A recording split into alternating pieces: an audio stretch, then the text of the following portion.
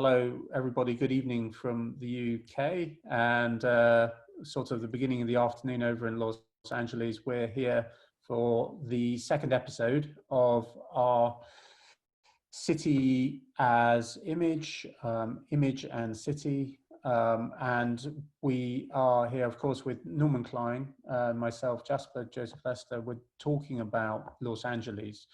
Our first discussion really revolved around infrastructure space in LA, but with a special focus on the LAPD, given the current climate, but also the fact that Norman's research has dealt quite a lot with the history of policing.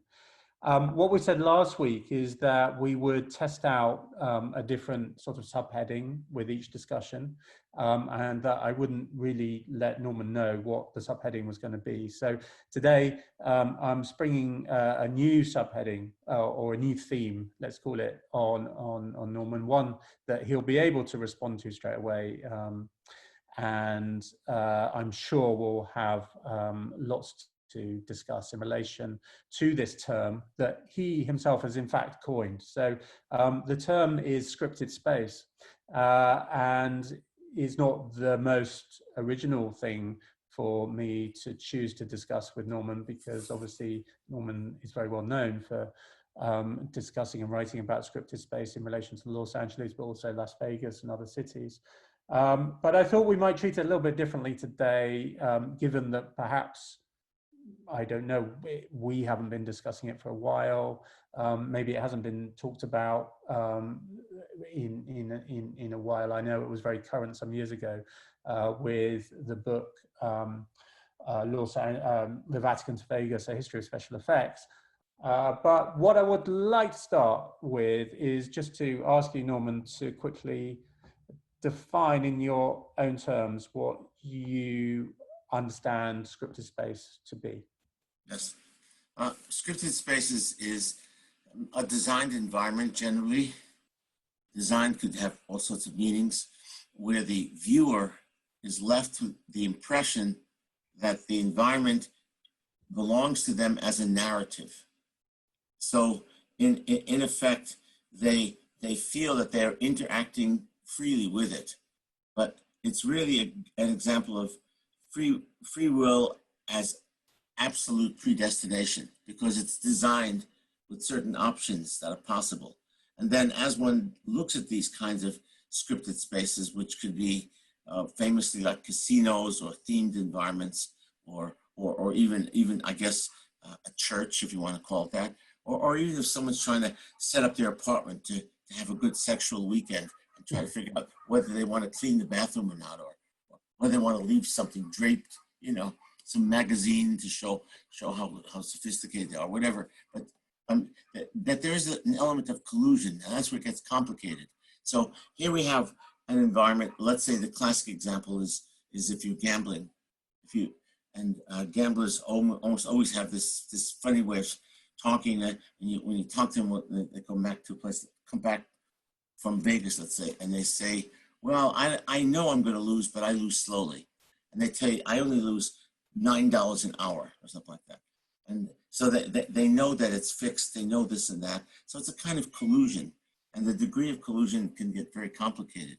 And now that our elections in the United States are being corrupted and may not survive in a normal way, we may or may not have a democratically elected president next few months. That now you have scripted spaces in more complicated ways, rallies and Trumpism and so forth, and MAGA hats and so on. It can get very complicated emotionally and politically, but in the simplest terms, it's like a game, a computer game, right? You play a computer game, and I find them very boring, because I thought it's in order to win. No, it's in order to keep going. So a lot of it is about how to cheat. And then the cheat codes would be set up by the company. So the company knows that you don't know that you know, and they know that you don't know in a way that you know, right? It becomes this complicated little game. And then when you start to think about issues like that, you realize that scripted space is not simply architectural, it's psychological, sociological. That's where it gets, I think, the most interesting to figure out the game, right? And one might say the corruption of free will also means the corruption of democratic will. And it's changing. When I finished the book back in Vegas in 2003, that was right at the Iraq War. There's going to be a new edition, apparently. There's talk about it anyway. And I'm going to write an update and so on. So I've had to think about this a lot. And cities are go through this so much, right? So much. I mean, I think in relation to Los Angeles, obviously, it's an interesting sort of concept. You know, maybe just going back a little bit in relation to perhaps the more straightforward understanding of the term. I've just got an image here. I think that might be quite useful for us just to start with. Again, I'm springing this on you. I haven't mentioned it, but I'm just going to share the screen briefly, and we can go to this image here. Oh. So, yeah, so this is a kind of Venetian bridge over a canal, which of course is in Los Angeles. Oh, silly, huh? Yeah, in Venice, and it's a sort of. I mean, I think one of my first. Actually, I think the first time I walked around Venice Beach, was on a tour with you that you offered to show me and Miguel around Venice Beach, didn't you? And you showed us around the buildings, and I was amazed to find this labyrinth of canals. Some obviously have been tarmacked over, but many of them are still there. And then also with the bridges, and instead of them being kind of pedestrian bridges, they're there for cars and trucks. But also used now for Hollywood sorts of B movies and so on, as a way of kind of creating this sort of effect of the up and down movement. But I just wanted to use this image because for me, these spaces, the spaces that are based on other spaces such as kind of European influence, or there's this kind of idea of recreating Venice, and we've talked about this quite a lot, appear on, maybe this is kind of first base in terms of this notion of scripted space, right, Norman? Yes. And you see it, I suppose you see it most clearly in Los Angeles, and it goes back to, 1900 with Albert Kinney kind of designing this Venice. Yeah. Kinney was a weird character, interesting character, very bohemian actually. He had two families. Yeah. Walking distance from each other. He'd visit both of them because he was a good family man. So good he had twice as much as anyone else. There's this notion that L.A. was called our Italy. I think Oscar Wilde called it their Sicily, something like that. He thought it was a little bit grungier, but Kinney took it quite literally.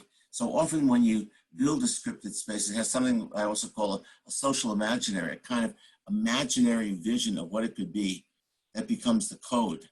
So you build a kind of mental image into reality. That's often true of very scripted spaces. And then the view that you have was interesting because it's very European. It's as if you're taking a boat across the canal. The American version would be the street looking onto the canal. Yeah. Americans never had boats going anywhere on those canals. And they got into trouble because the drainage was bad. And it was at the time that there was all this malaria down in the building of the Panama Canal. People got nervous seeing all those insects around. And any number of reasons, it just didn't happen. And Venice was then turned into a large theme park, which is very curious. So it went from being an imaginary version of a city, right, that in postcards do really look like Venice, to some kind of strange, it almost looks more like a cross between a suburb and Amsterdam when you look at it. When you actually see how it is, it doesn't really have the Venice Canal feeling in a way. It's something odder than that, right? The canals that look in the photographs, the archival photographs of the canals that were really attempting to copy the Grand Canal, Yes. look a little bit more convincing than this, which looks kind of Yes. slightly kind of urban in a way. I mean, But it's been obviously inhabited, it's been lived in, it's yeah, been, and then also a lot of the canals were torn down in '64 in an attempt to clean up things and put more room for cars. And they had to put a lawsuit down to stop them, you know, you don't stop me before I kill myself kind of. yeah. They were going to tear down all the canals and replace them. This was the time in America when a lot of that happened. But, And but this version of scripted space is really a kind of early, let's call it an early iteration of the term, isn't it? With Albert Kinney trying to recreate the experience of Venice, the kind of European culture, and his idea was also for it to be a space of education rather than entertainment. yeah, That it yeah. I mean, he into a had a space certain of dream, but entertainment. if you actually look at it more carefully, it it is really an attempt to build a different kind of city beautiful. It was like a city beautiful that was completely fake. Mm. Yeah, yeah, City beautiful was a movement similar to the uh, there was a movement in Britain also to build these Broadacre, whatever, Greenacre suburbs, whatever. I forget. There's a name for that, right? I forget. But they built these strange sort of green spaces in around towns and so oh on. yeah, yeah. The kind of green belt. Yeah, Greenbelt, yeah. And so this is, in a way, it was an inflection of that in there. Um, uh, so it's a kind of strange variation. They did have a little um, central lagoon that was similar to the Piazza San Marco, yeah, which is now where you buy ice cream and so on. yeah. I saw there's a kind of map that you can find quite Yeah. easily. So It it's goes curious. around So, the so it's a circular scripted form, doesn't space that was a new suburban development it? Yeah. in what was then an ocean suburb, not an ocean city, Mhm. because you could only get there in a suburban way through a trolley, and it was far away from where the real population base was, and it was surrounded basically by farmland, by orchards. So it was very, very picturesque, you might say, but Mm. also very sort of turn of the 20th century suburban, and it flopped, and it Yeah. all of that overcoating. The only scripted space it could become was an amusement park, Yeah. and then as an amusement park, it also was in a lot of movies.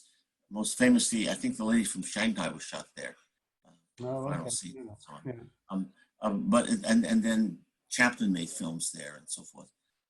So you might say it went from one scripted space idea based on an imaginary Venice, which we both know about quite well. Right? Yeah.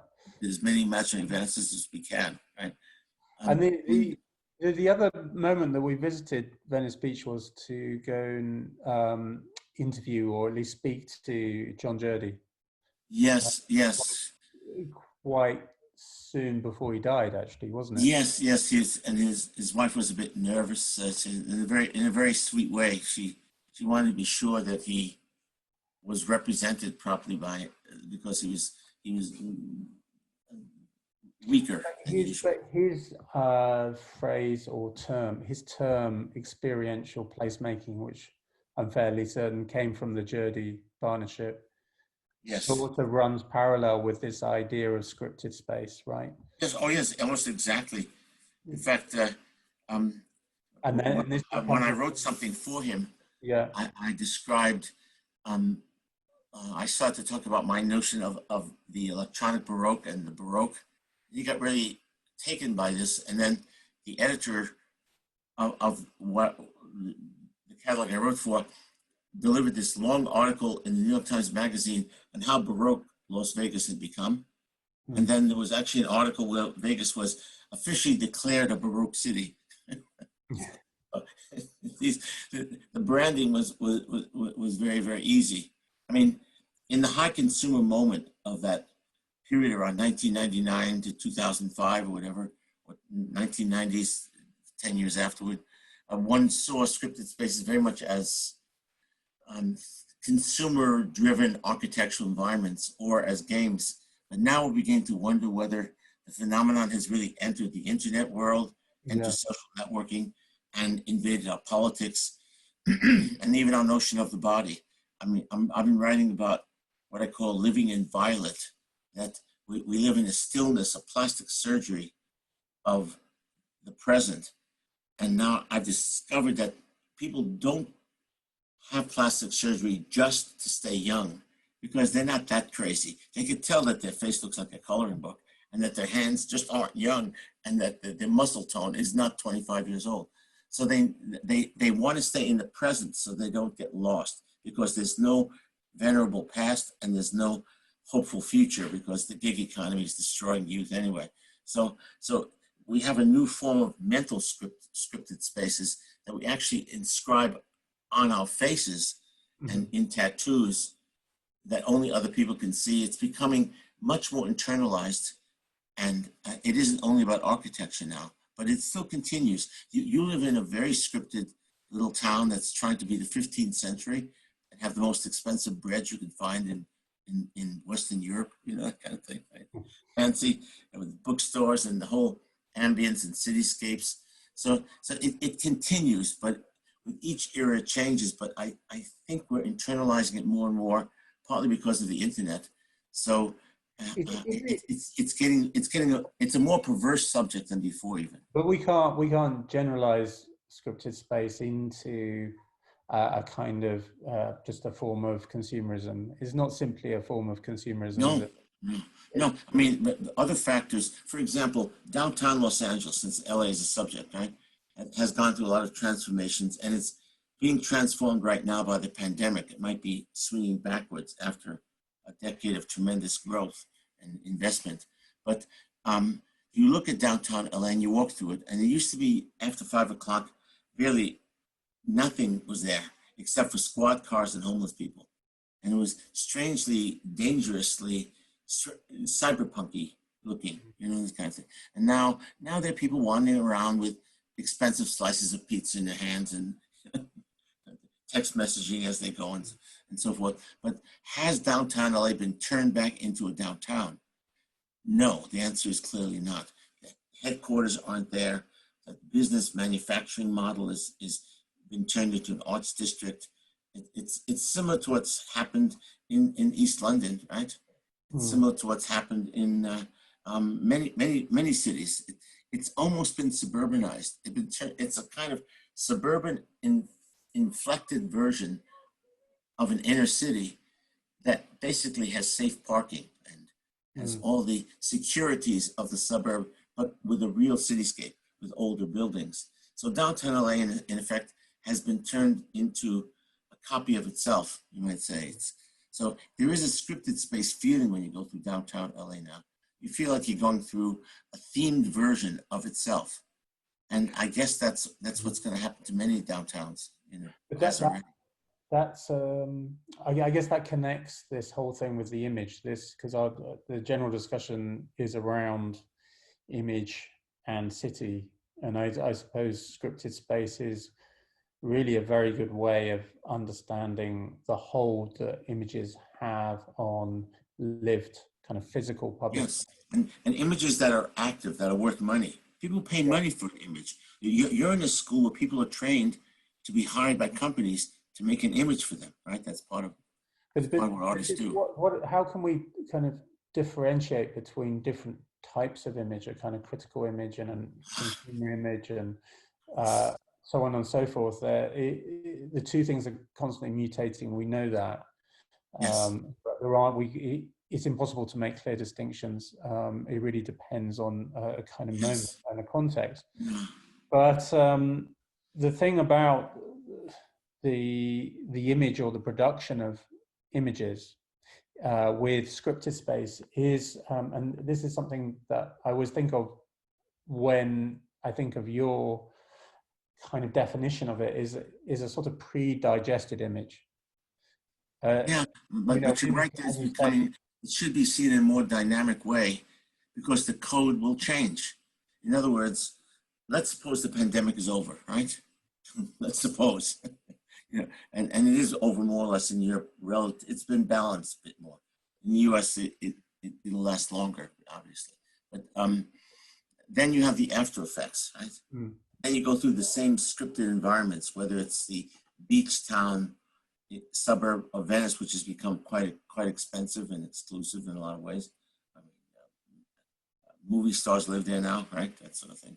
And then you look at downtown LA as one example, and then you say, well, it's a scripted space, but how has it changed? How do we, as a case study, as a field work, go through a city and try to figure out how it gets recoded if the buildings are still there, even if the pub is still there or something. And so we have to re-examine what the politics and circumstances are, the class issues, issues of inequality, and so on. And it gets rather complicated. Is also tied to this notion of, well, going back to this, the journey thing of experiential placemaking and the affect of architectural space, that the best or the most successful scripted spaces are those that immerse us in. Yes, immersion, very important word. Yeah. I mean, the thing, my definition of immersion, everyone, I'd like to hear what yours is, because it's probably not the same as mine. Mine is that immersion is when there is no foreground. Yeah. Like in a movie, to make it immersive, it puts you're put inside the film as if the staging of the movie is in the back of the theater rather than on the screen. So it's almost like a large tongue underneath, drawing you in or something like that. And how to create this feeling of immersion is tricky, right? Mm. People are using a lot of 3D, head mount displays now, and they find that the immersion is a little bit too creepy, right? The only real way to use that, I think, is horror. To have a character walk into your body and sit there. I think we not only do we not have a foreground, we don't even have a middle ground. We don't have. I mean, we have this intensity, but how you emotionally set up the immersion is interesting. The way it's staged, right? The way people walk through, the rhythm that they walk through, how you stop them some places.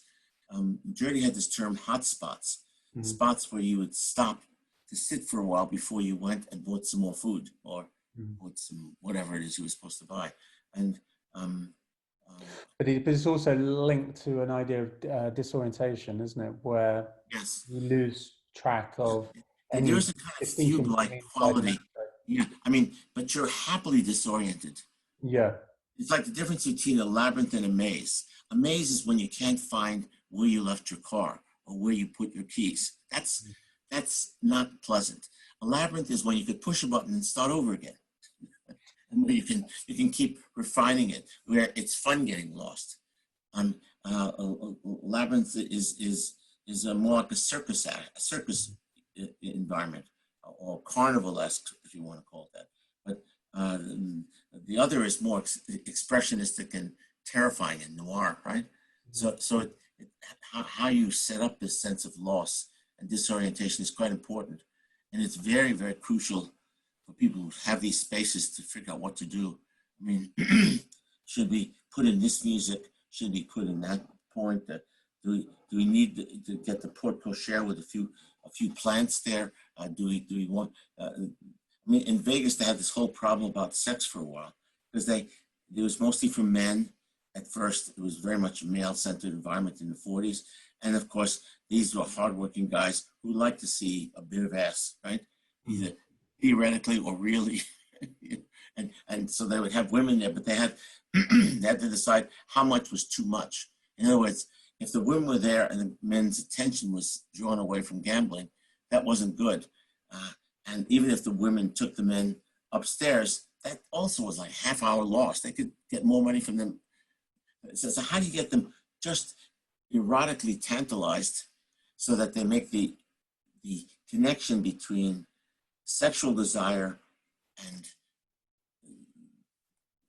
the kind of gold fever of gambling? And so they're having sex while they're gambling, even though they're not having sex at all. And they really thought about this. where to put the women, how to position them, very complicated. It's quite bizarre how many codes can be in operation. So it's what you want, what you think you want, and how they can maximize things. I mean, Disney would have they would have a chocolate smell in the stores. Now, but they would sell toys. But toys that smell like chocolate apparently make you want to buy them. So, so they have actually chocolate smells in the stores, and they want 7/8 scale for Main Street to make you feel like you're in charge of the street. And these are very, very subtle distinctions. Disney had what do you call wieners? Have you ever heard that? Wiener, which sounds to me very prepubescent, And I spoke to some Disney Imagineers one time and said, "Oh no, that's not what a wiener is. It's not about a little boy having his first wiener, right? It's actually about dogs." Disney was interested in how dog movies they would shake a Frankfurter outside the camera, and the dog would look somehow interested. Those famous scenes where the dogs look like they're really listening to you. And so one of these imaginary, he wanted his sights to have a wiener-like effect, so you would look like a dog to the next location, move over, and you'd have them lit a certain way and shaped a certain way. And it's quite extraordinary how complex this can get. And then what if something happens? What if there's a depression, a recession, a pandemic? What if there's a shooting in the parking lot, as there was actually in City Walk in LA? Yeah, there was an event. Well, first of all, there was the BBC had me walk them through a scripted spaces version of City Walk. Actually, there's a film of it somewhere, and I had mentioned to this woman who was there, well, there was a shooting in the movie theater. No, a fist fight. No, it wasn't shooting. There was a shooting in the parking lot, but in the theater there was a fist fight, and of some African American kids were involved, and so it made it to TV. So that changed how people felt when they walked through City Walk, because they saw the movie theater, and it was no longer a movie theater connected to the theme park, which is Universal Movies and so forth. And then I asked what changes they made, and she got very nervous, changed the subject. And I remember her saying, one incident. "What do you mean that thing on August 11th? No, I don't know anything about that. But you knew exactly the day when it happened." But City Walk, designed by John Jurdy Partnership, Yes. and using that same idea of a kind of immersion, absolutely, disorientation. The idea of kind of what he called armitage, right? The armatures. Yes, armatures. Yes, armatures that move right the way through buildings, that cut through buildings. I remember seeing the one in San Diego where you literally walk through this block at a kind of completely different axis, sort of diagonal, sort of cut through the block. And you walk through, and then you're surrounded then by this, a little bit like walking in between some sort of Damien Hirst dissected animal or something. Yes. The insides of the building on either side of you as you walk down this kind of cut through. I know he was very interested in, he would do research for that. I don't know if you know, he would go, for example, for Horton Plaza, I think one of his models may have been the city of Siena. Because in Siena, because of the hillside, the streets are on top of each other. He decided he'd make a Siena-like experience in San Diego. And in Japan, he was very interested in the walls of this early pre-Navajo civilization in the Southwest, and the carvings, the Petro city, and he used that as a model for a Japanese theme park. He felt that if he used some scripted, let's say, space that was unusual, if he cross-wired, hybridized the wrong things, it would look fresh. He had all sorts of weird notions about that, and I guess they worked. The Horton Plaza now is Horton Plaza, yeah. flop, and they're going to rebuild it. Is it still there? Yeah, it's still there, but it's not doing as well, or something's happened. I can imagine at the And then, moment. and then, you know, it was right across the street from Yeah. what was called the Gas Lamp District, which went back to the 1890s. This Mm. was a sailor town, so that was where the sailors would go. And then they redid the Gas Lamp District and modeled it on Horton Plaza. So Horton Plaza was an echo of the 1890s, and then the 1890s became an echo of Horton Plaza. So the 1890s actually retrofitted itself to a bad Xerox of itself with a little Italian flavor. And so there's also this historical memory gets thoroughly warped, don't you think, by what happens to spaces?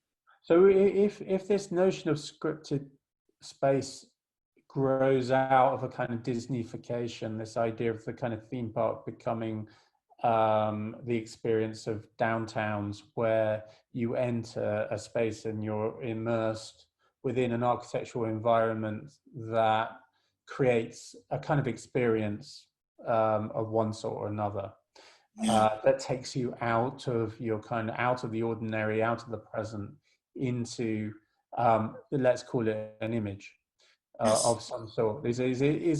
Is akin to this idea of entering the image, much like you enter the theme park, a kind of fantasy zone. Yeah, but what we're talking about is now kind of postmodern, kind of slightly outmoded examples, and in a way, you started off by then shifting this mutation of scripted space to the internet, to our experience of computer games, which in some respects is slightly more difficult to kind of comprehend, because there is no longer a distinction between a kind of physical space and a kind of 2D image.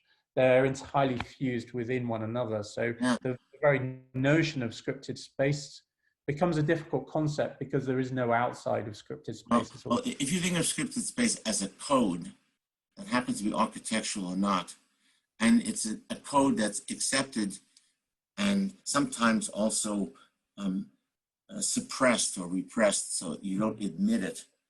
If you think of it as a code, then it becomes easier, right?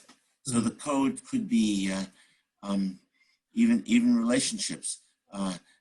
Everyone hates their extended family, and there's always an event once a year where everyone has to get together. And then someone's in charge of trying to keep them from pissing each other off. So they stage the room according to who hates each other and who doesn't, and who hasn't talked to each other, and who's close to each other. So one could say that they're inventing, right, and staging an environment based on the family code. So then there's issues of race, right, and the staging of a city, right, and the staging of environments around issues of race. So I think of it as a social code that becomes aestheticized, right, and then acted out, makes it a little easier, so you don't worry about what it might be. In fact, there's almost like a membrane between you and the thing itself anyway. There's a mental picture you're living with in a scripted space, which might not even be there. If it's well done, you think you see it, so to speak. So if scripted space was useful for thinking about how affect in kind of architectural space in cities is sort of created and determined, and how we're subject to the kind of force of the image through physical architectural space. How is that same concept useful now for thinking about quite a different contemporary experience, especially with what we're now going through in terms of a kind of ubiquitous kind of screen, moment? Yes, or supposing we shift to a different screen for a second, right, for clarification, right? The term globalization was very sexy for a long time, and yet people aren't using it now because we don't feel very global now. We feel rather locked in, especially in the United States and in UK also, right? Yeah, no, it's moving. Brexit, UK is not global, doesn't feel very global anymore. And there are many, many examples of globalization, the supply chain idea, this endless supply chain from China to Mars, you know, back and forth, and everything in between, everything going back and forth to Asia. But is this a desire to generate a new kind of script for scripted space? The idea that the script That's exactly so. The end of, I'm cutting in because I'm kind of excited because you get the point so quickly. I'm sorry, pardon me. It's unpack it. Yeah. Globalization is changing. That means the codes are changing, which means the staging of scripted spaces are going to change, which means something about cities and how even back to infrastructure will be designed, will work. We're about to see something different. Will people experience the world differently? And clearly, the pandemic is going to increase the inequality between classes. There's every indication that there's nothing to stop it because the small businesses, the small jobs, the service side of the economy is going to get screwed. Consumer spending will not come back. A lot of areas look strangely lonely. Even London, that used to look like a giant, like 400 sort of fish stuck in the same tank, right? Yeah. It's just squashed. It had this sardine quality. Now it's sort of almost open and so on. We're going, economic and political changes force the script to be adjusted. Then architects and any number of people and politicians and certainly businesses, corporations, and all sorts of issues about zoning and so on, they all change. So we're going to see tremendous changes, some of them very nuanced, but the ultimate effect is that the scripted space, as we understand it, will probably be different. And so when you walk through, when you walk through Disneyland Hong Kong, you feel different. You'll be wondering whether there's this surveillance camera about to tell you to give up your passport, right? That's the same. Or the Chinese versions will be different. But Disney is just obsessed with how to change the look of their parks in the United States. And some of this is going to stay. So it's a different level of complexity. Change. How do we social distance and have the intimacy that cities are supposed to have? But it's going to change. It's changing to a sort of multiplicity of scripts. Yes, in the sense and much more local, less global. The older scripts of postmodernism or even Albert Kinney's Venice were kind of quite clunky and monolithic. But we got it, you know, and now in a sense there may be scripts that we may not understand, but other groups will understand. So there'll be sort of script tailored to very different groups. I mean, that's happens already in many exactly. respects. So there's I had this piece I did years ago called Bleeding Through. It was a media novel, right? And it's being reissued through Germany. And the scholar involved in it is very obsessed with my calling it layers. And he's going back to Walter Benjamin and other sources about layers. But I think he's on the right track. We're going to have scripted spaces in layers where people have different versions. I know that in the Garden of Versailles, they had a special labyrinth. And the labyrinth had two ways to walk through it. I mentioned in the book. One way was for the bourgeois gentilhomme, right? In other words, the rich middle-class guy, man of commerce, who wasn't a nobleman but was rich enough to be in Versailles. And then for the gloire-oriented aristocrats who obviously hadn't been in a duel for 400 years, but they still walked around with swords and so on. And they had special ways to walk through the labyrinth for each class. So one class would become an honnête homme, which would mean a person of honor you could trust in business. And another one would achieve gloire, which would mean somehow the military role would come back and they'd become heroic. And it was very strange to watch how they assembled it. And in fact, the park was used mostly for sexual trysts because people could hide and fuck each other, basically. And then right before the revolution, they tore it down because it didn't make sense. But it was a scripted space with 2 layers, right? It's possible we have scripted spaces with 50 layers. Yeah. And what if you in the sense of social networks make your own programming, right? And what if you set up, so it's very clear that we're granulating and taking away the singularity or the verticality of what we used to think of as a scripted space. And it's also becoming much, much more internalized, right? And becoming more about intimacy and so on. And the art world is moving more and more toward memoir and toward different kinds of ethnographic references in artwork. And it's partly as a corrective morally, right, for all the evils of racism and so on.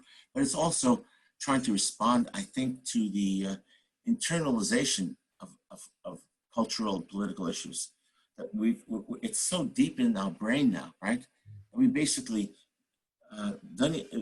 basically think we have like an extra unconscious, a kind of consumer historical unconscious now, and it's hard to talk about it. We're trying to deal with the loss of the singularity, right? And that in fact globalization was hyper localization, and we become extremely strangely like tourists in our own bodies. We become almost like clients to each other. Right? I mean, and now the universities are treating students like clients more rather than like searchers for knowledge. This is sort of another issue that's happening. So we're witnessing a fracturing process. I think part of it is the continued withdrawal from the end of the Western hegemony and imperialism and so forth. That it is a kind of decolonial thing, I suppose, but it's there, whatever you want to call it. We've changed our sense of intimacy and privacy so completely, and now it's beginning to really manifest in very real ways, like Brexit, for example, which is clearly about anti-globalization taking on very, very strange, almost atavistic things too. It's like progress is going sideways now. So with all of that happening, we're going to have to come up with new ways to research how you walk across the street, how you play a game, how you communicate. All those years ago when Joseph Pine was talking about the experiential, the experience economy.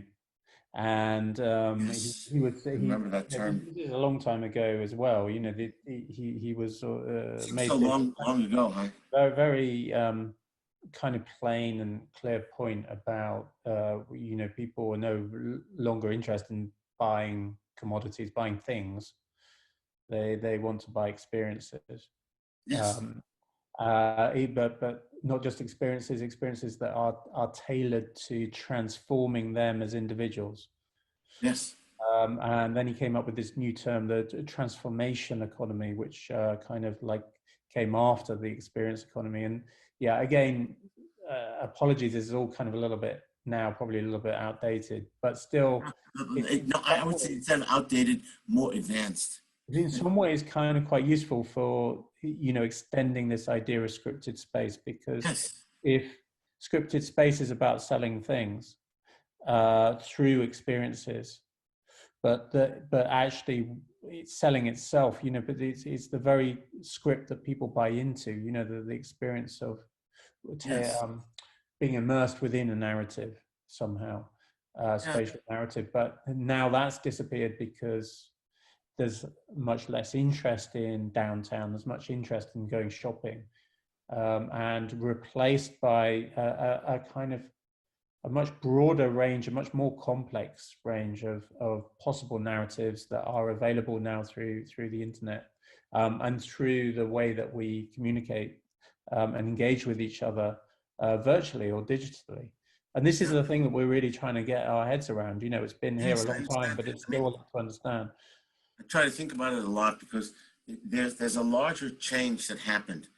So going in a single sweep over a long subject. We used to be manufacturing based. That obviously changed and a lot of jobs were lost. And then we shifted toward what we call globalization. And we understand all of that. But then as it continues, oh God, I almost lost my idea. But as it can, oh God, I lost where I was going. I got lost in the experience. I know what happened.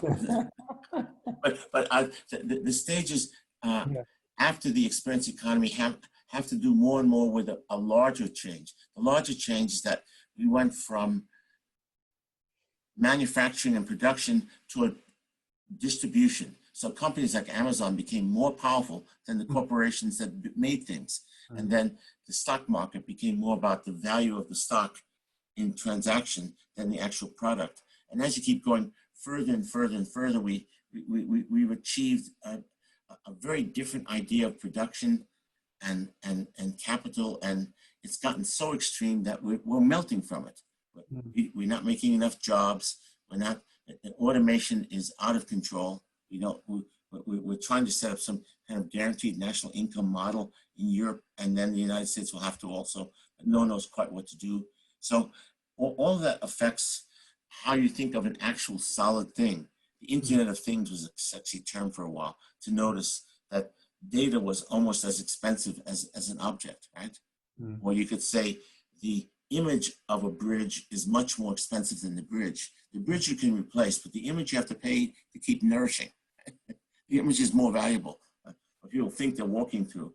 And this has become a big issue in design and the arts also. And so we've obviously passed some crazy threshold, right? Because now we're being forced to think about plumbing all over again. Now we're being forced to shrink the supply chains and get all the component parts built closer to the UK or closer to the United States. And we don't want to stretch it so long. This caravan thing is over. And then we're mentally confused because we're so used to thinking that the derivative meaning, the bond price of something is more valuable than the thing itself. And we're in some huge contradiction. And obviously how we experience spaces and intimacy and so forth, and Zoom to each other. I mean, I have no idea what's happening to Zoom sex, if there's some industry out there that I don't know about. I can only imagine that pornography always finds its way. So I don't know what issues of the body are going to change and so on. I know that people are using cameras to redesign their face and taking the face that they redesigned by camera to a plastic surgeon and say, that's what I want. It's quite strange. See, you make a kind of digital version. That's really interesting, isn't it? Because people are doing that with kind of emojis of themselves as well. The idea that now it's far more straightforward to make those kind of. So it's a new stage, isn't it? First we were surprised that things would be digitized and made solid, right? But now also we're finding that it's really about going solid. So something very huge is happening to our civilization, politically and economically, and it's reflected in these innocent things. Yeah. So your questions are completely. But when scripted space becomes a question of identity choice or manufacture or construction, that becomes quite also interesting, doesn't it? The idea that. Oh yeah. I mean, obviously identity is the key to everything. That's how religions operate.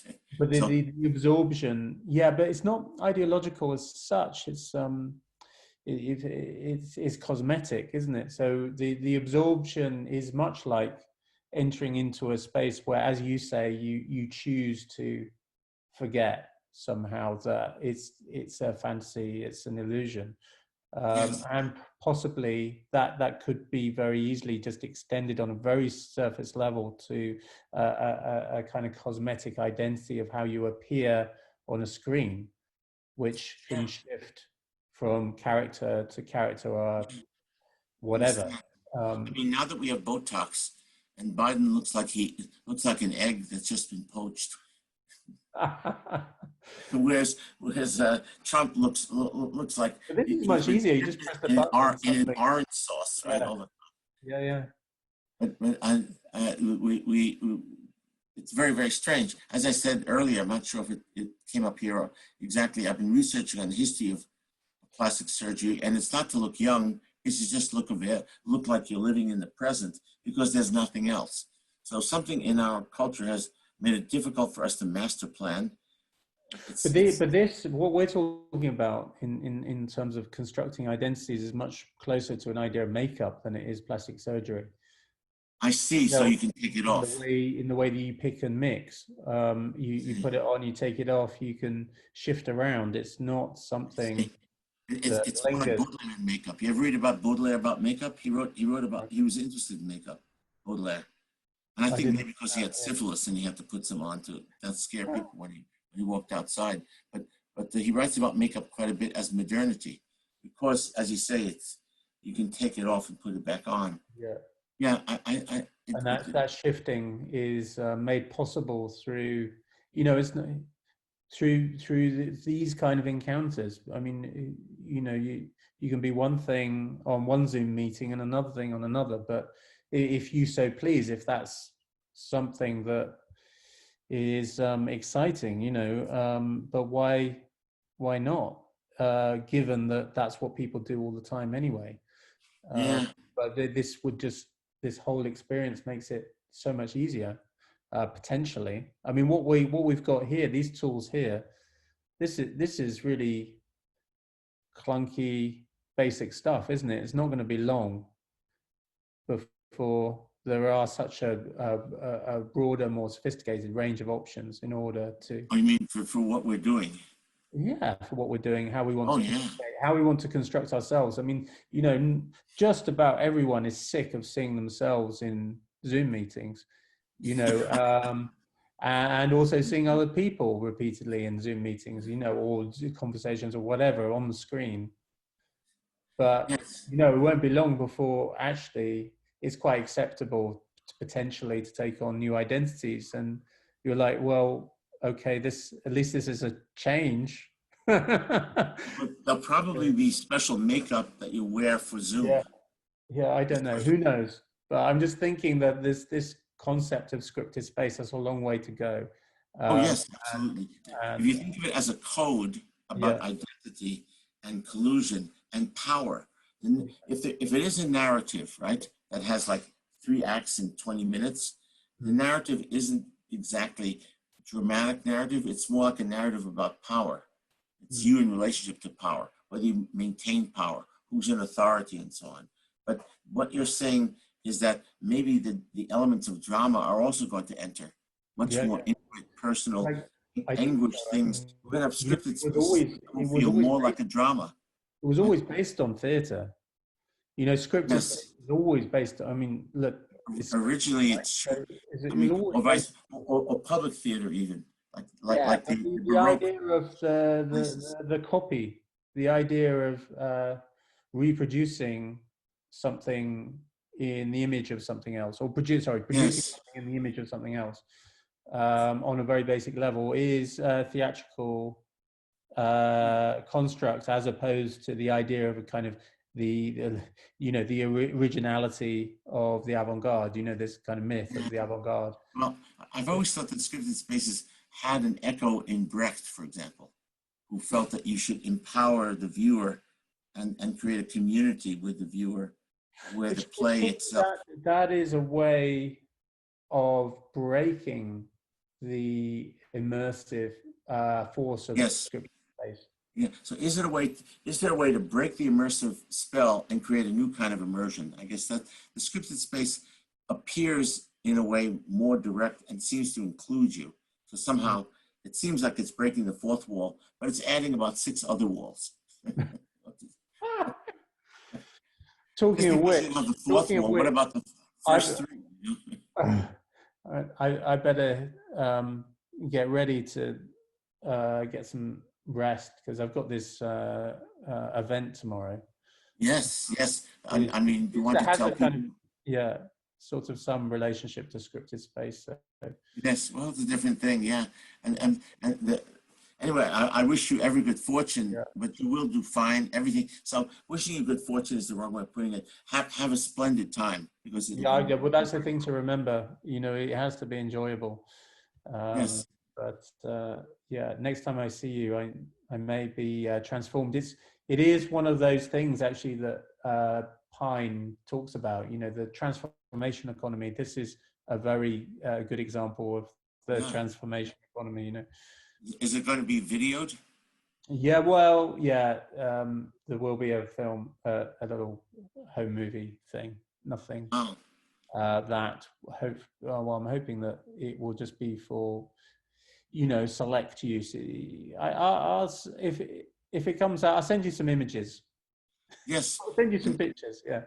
Yes, and it's been a lot of fun thinking about all this, especially since the term has come back because people are doing this new project with it, right? So apparently the scripted spaces issue is changing, but that's only because our economy is changing, our politics are changing, and our space and the way we use space is obviously going to change. Absolutely. People are going to study these 2 years for the next 300 years. And what's going to be very funny about it is that it'll look tragic and it'll also look strangely funny. There's something whimsically crazy about what's happening now. But scripted space comes before we understand it as being scripted space. It's at its most powerful before we unravel it as being scripted, right? So we know that there is no such thing probably as space that isn't already scripted anyway. Yeah, it's very, it's hard to imagine scripted space unless you're a cat or a turtle or something that's staring. Yeah. No, I agree. I could talk more, but I'm afraid I might. No. Time. My compromise. There are all sorts of other things. We could talk about this. Next week we'll have. If you're still happy to meet next week, yes, sure. We'll move on to something else, and again, I'll surprise you with it. I think that's the best thing because then you don't have to worry about considering it too much. I think. Like that. Part of what we have is in lieu of an essay we write together. It's a moment that we have that belongs to this sort of innocence, right? There's a kind of innocence about this. But also an awareness that this is a pivotal time. We're doing this in the run-up, obviously, to the election in November. That is kind of driving these discussions forward because, it's a case of really at the moment needing to understand the world, and that's what we're trying to do. Yes. And as you know, I'm writing this book about it, and it's just terrible because I have to redo the chapters almost every week. Yeah, we were talking about that last week, weren't we? The history of the police force, for example. Yeah. Yeah, but anyway. Yeah. I want to stop for your sake, not because I don't think we can go on for another hour. We must finish. And great to see you, and we'll speak again next week. All right. You bet, and have a good swim. Yeah. Cheers. See you. Cheers.